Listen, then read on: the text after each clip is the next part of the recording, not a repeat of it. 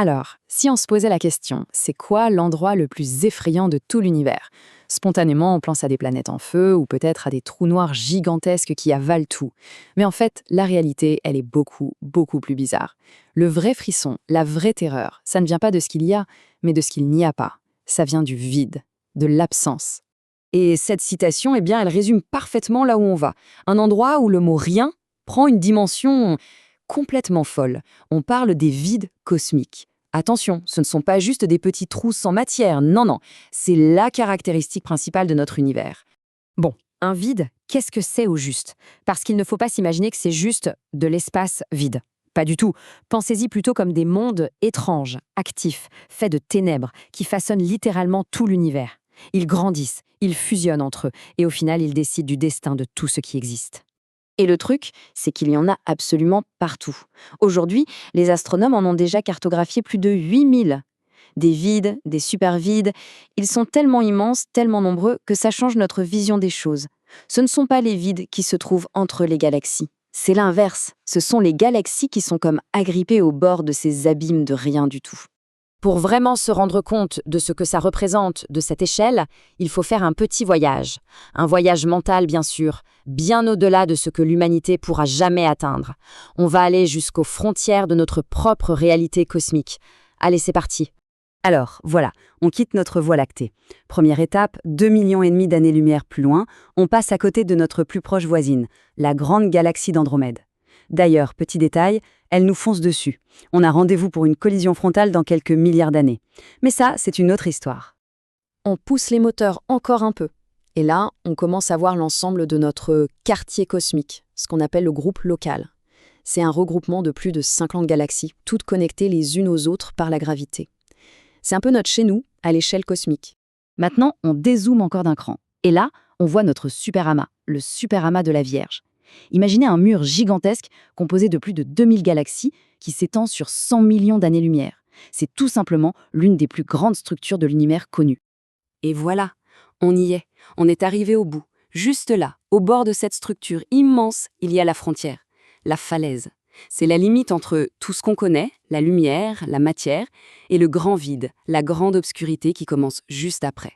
On a franchi la ligne. Bienvenue dans l'un des plus grands vides jamais découverts, le super vide du Bouvier. Pour vous donner une idée, c'est un désert cosmique de 300 millions d'années-lumière de diamètre. C'est un volume si énorme qu'il devrait normalement contenir des milliers de galaxies. Mais il est presque totalement vide. Ce qui doit être le plus dingue ici, c'est ce qu'on ressentirait. Essayez d'imaginer. Une obscurité parfaite, totale, pas une seule lumière. Il n'y a plus de haut, plus de bas, aucun point de repère. On ne sait même pas si on avance ou si on recule. L'isolement est tellement total que c'est comme si le reste de l'univers n'existait plus. C'est une prison.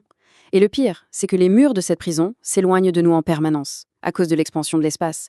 Impossible de s'échapper. Mais alors, cette absence totale, est-ce que c'est vraiment le néant absolu? Ou est-ce que cette obscurité immense cache quand même quelque chose? Eh bien, aussi surprenant que ça puisse paraître, la réponse est oui. Il y a bien quelque chose, les galaxies du vide. Ce sont les galaxies les plus rares, les plus seules de tout l'univers. On peut les voir comme des lucioles, complètement perdues dans une nuit sans fin. Et elles ne sont pas comme les autres, ces galaxies. Elles sont plus petites, plus bleues. Et comme elles sont totalement isolées, sans jamais rencontrer d'autres galaxies, elles vieillissent au ralenti.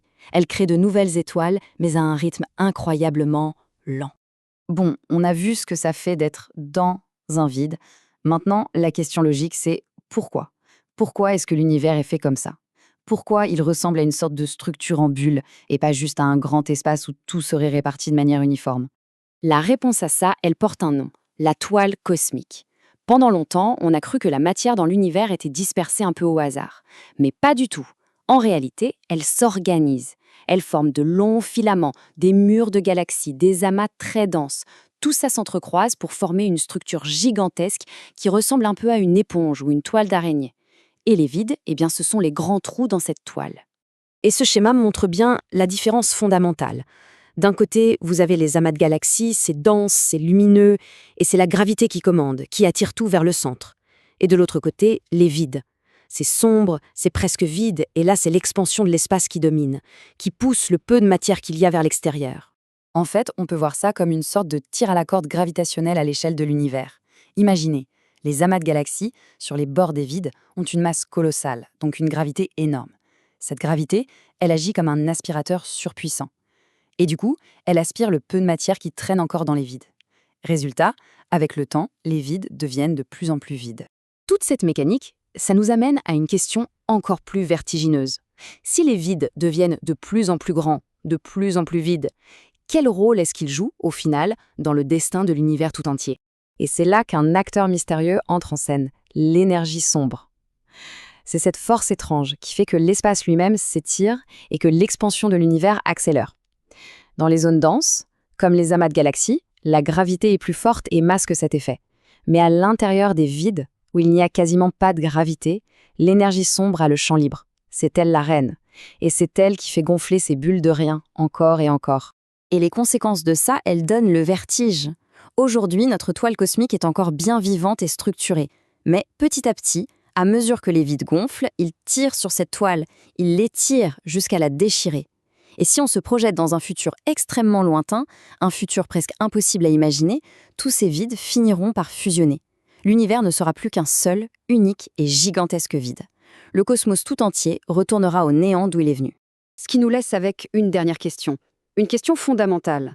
Cet endroit, le plus vide, le plus solitaire, le plus effrayant de l'univers, est-ce que c'est juste une curiosité, une anomalie, ou est-ce que c'est en fait un aperçu de notre futur à tous, une image de la destination finale et inévitable de toute chose, le vide?